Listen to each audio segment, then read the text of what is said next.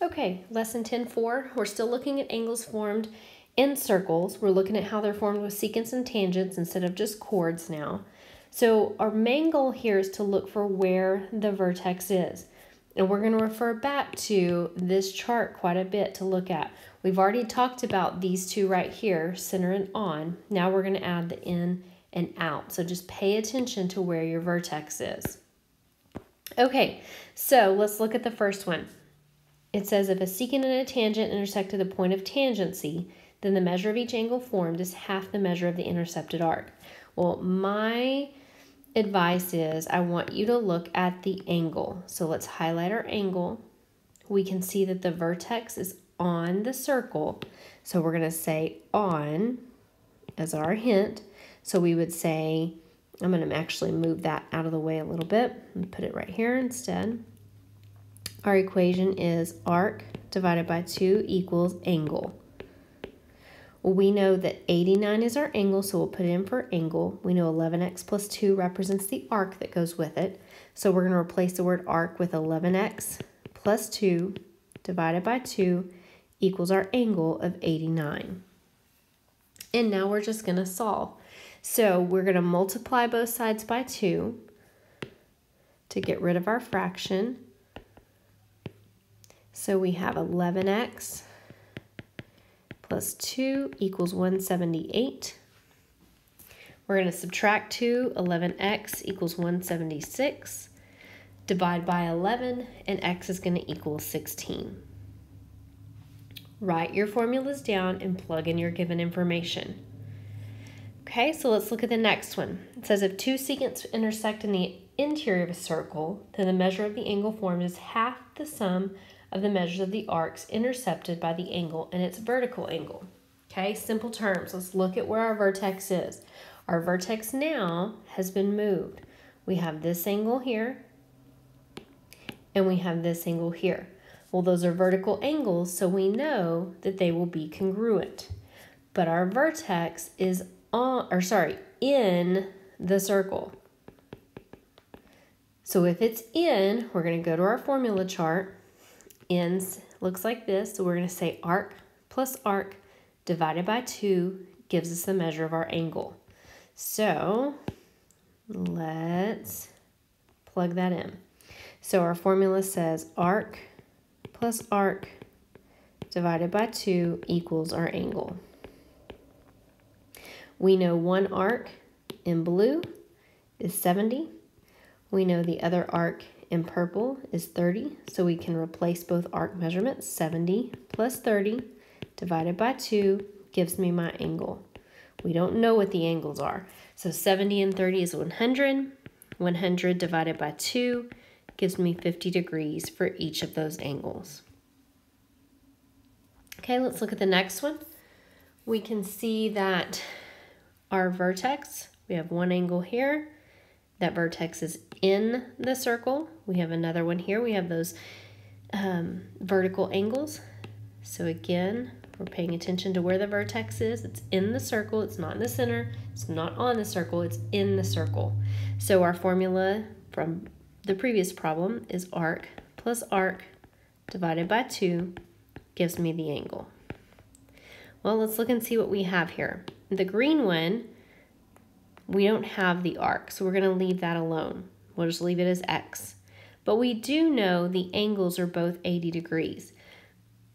So we look at the other side, and we see that we do have the 110, so we can replace one arc with 110.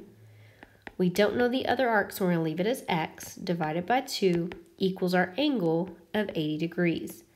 All of that I just took from the picture. My two arcs, I plugged them in for the word arc. My angle, I plugged it in for the word angle. And now we're ready to solve. So I'm going to multiply both sides by 2.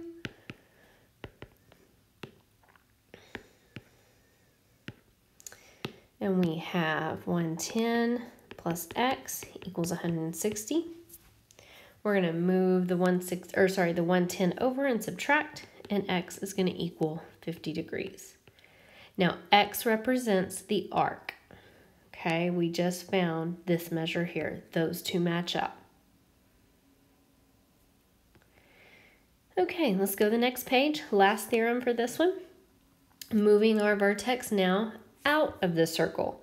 So if two secants or a secant and a tangent or two tangents intersect in the exterior of a circle, then the measure of the angle formed is half the positive difference of the measures of the intercepted arcs. Theorems get a little wordy, so again I set up this formula chart for you. Now we're looking at moving the vertex out. So we're going to say big arc minus small arc divided by 2 gives me the angle. So I kind of have that color coded there. We can see arc DE minus arc BC divided by 2 would give us the angle.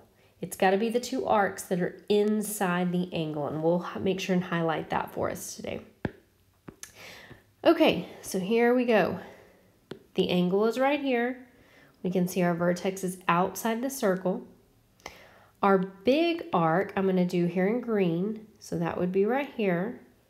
Our little arc I'm going to do in blue, that would be here. Notice both those arcs are inside the angle.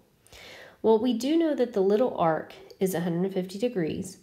We also talked about in lesson 10.2 that all the angles or all the arcs in a circle add up to 360. So the first thing that I need to do is subtract 360 minus 150 to find my green arc, my big arc. So if I subtract that, that gives me 210 for this arc here. Now I have everything I need to be able to plug it in. So my keyword here is out. My vertex is outside the circle. So I'm going to say big arc minus the small arc. And if you want to just put the arc symbol there, divided by 2 gives me the angle. So now let's just substitute what we know. The big arc is 210. The small arc is 150.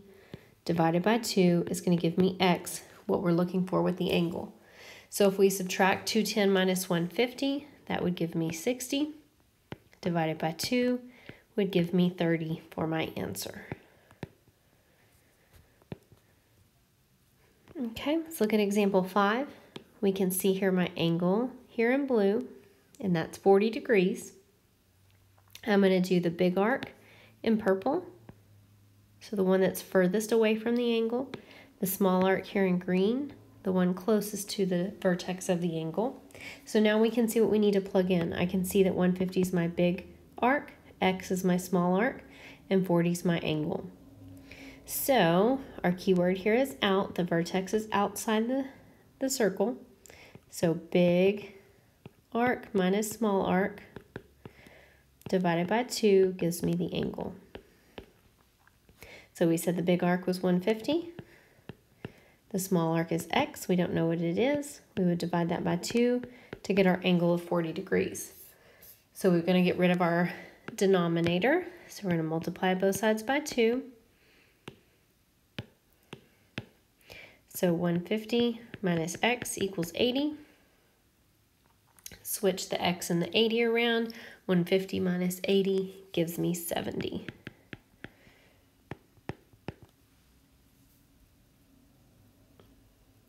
Okay, last one. We are looking for our angle here, so here's our angle. We want our big arc. I'm going to do that in purple. It's the one furthest away. Then our small arc. I'm going to do that in blue, the one closest to the angle. So we can see here, there's my big arc, there's my small arc, and there's my angle. Now I'm ready to plug in. Big minus small divided by 2 equals my angle. Write your formulas down. It'll make this so much easier. Big arc, we're going to replace with 4x plus 5 minus my small arc of 50 divided by 2 gives me my angle of x plus 25. Okay, so let's go ahead and multiply by 2. Cancel out my fraction, but we have to multiply everything by 2. So when we do this, we're going to bring down 4x, go ahead and combine like terms, and we're going to distribute the 2, 2x plus 50. Now we have a simple equation to work with. So I'm going to move the 45 over, and that gives me 95. Subtract the 2x, that gives me 2x. Divide by 2, and x is going to equal 47.5. So my biggest piece of advice here is to look where the vertex is. Highlight your angle and ask yourself, is it in the center? Is it on the circle? Is it inside the circle? Or is it outside the circle? Once you've identified that, go to this page here and write your formula down. All your formulas are there, and then you can plug in what you know. Makes it really easy. On all the ones that we had to do for on, in, and out, remember you have that divide by 2, so that's the first thing you want to get rid of. So go ahead and multiply both sides by 2 and start solving for x.